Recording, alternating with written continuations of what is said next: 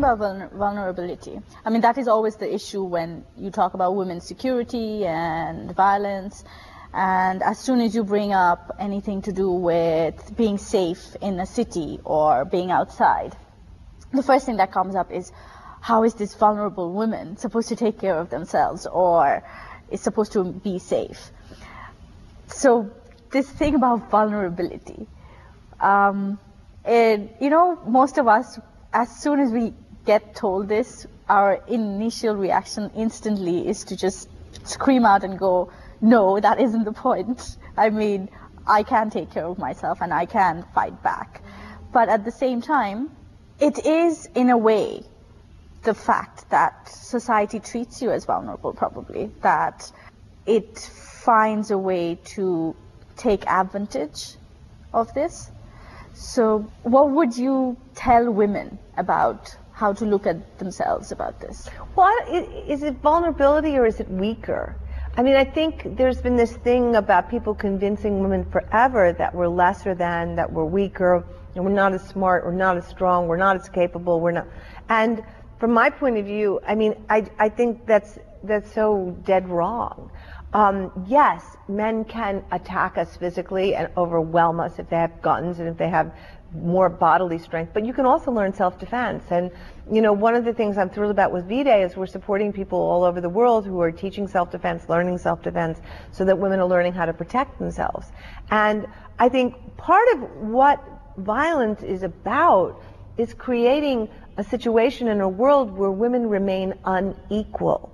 You know, violence keeps women paralyzed and in fear and in intimidation and under threat.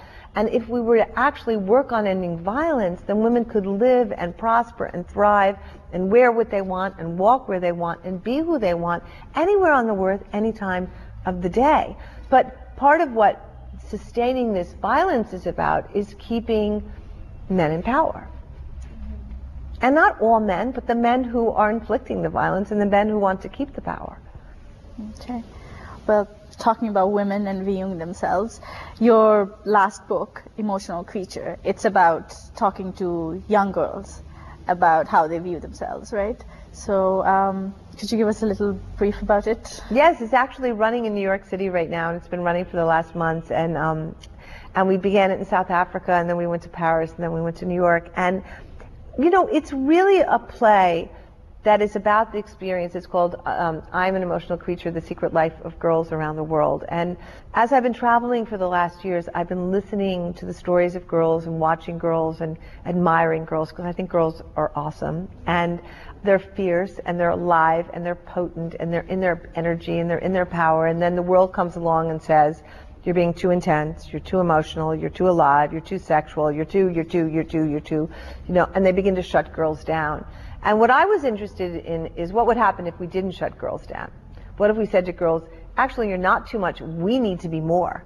We need to rise to be as fabulous as you are. And the stories are looking at girls in very different situations around the world, from a girl who works in a factory in China making Barbie dolls for slave wages, and has an idea of who Barbie is and wants to free Barbie, to a girl in Congo who is going through incredible, who's held as a sex slave during the war, who has a way of teaching herself how to survive, to girls who are dealing with cliques and eating disorders. And you know, it kind of goes the whole world. But I think what it's really looking at is this mandate to please. We bring up girls in every single country to please. It's the big verb. To please the fashion setters, they lose weight. To please their parents, they become overachievers. To please their boyfriends, they do what they don't want to do. And I think what we really need to do is change the verb. We need to teach girls to think, or to resist, or to create, or to invent, or to dance. Whatever the verb is, we need to really be thinking about how we bring girls up to be autonomous and authentic and themselves without serving something that they don't want to serve. Talking about dancing, so why is 1 Billion Rising about dancing? What is the significance of dance? Well, I'm really glad you're asking me, because I think everybody understands strike and everybody understands rise, but in some places dance is a question. For me, being an artist and also having the experience of the vagina monologues for so many years, and then Emotional Creature, and seeing what art and theater does and the potential for transformation. I've been studying dance and watching dance for the last years, and I spent a lot of time in the Congo and the DRC, where women have survived incredible atrocities during a 13-year war that's been waged for the minerals, but being fought on the bodies of women. And what I've seen is how women who have suffered terrible rapes, terrible attacks, terrible tortures, actually turn their pain to power through dancing all the time. And how dancing is really the most direct route to the truth. When you dance, you're in your body. Most of us have left our bodies because we're so afraid to inhabit ourselves. When you dance, you're in your body, you take up space, it's community, you feel how delicious it feels to be alive, it's contagious, it's holy, it's sexual, you can't buy it, you can't control it, corporations can't own it. And I think when we dance as women, we begin to feel how great it is to be a woman. How great it is to be in our bodies, how great it is to be alive. So much of the time we walk around in fear.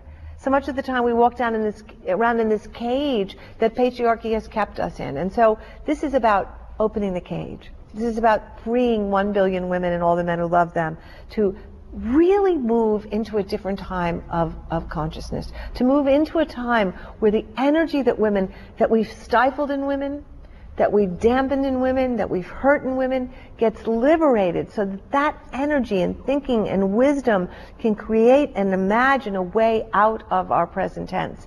And how we save the earth, how we end poverty, how we look at bringing up children differently, how we create a world that we all want to live in where 99% of the people are not living with nothing while 1% have everything, where our earth is not being destroyed every single day because we don't have an understanding of what she needs, and that we're constantly taking more and more and more without giving anything back. And I really believe if we can free this energy in women and we can free this energy in the good men who support women, something brilliant is going to happen on this planet. Thank you, Eve. Violence against women is not just an international issue. It is very much ingrained in our culture and society. Bangladeshi women face violence in many different aspects on a daily basis. It is time for us to rise now, to stop this and be a part of this campaign and bring it to Bangladesh.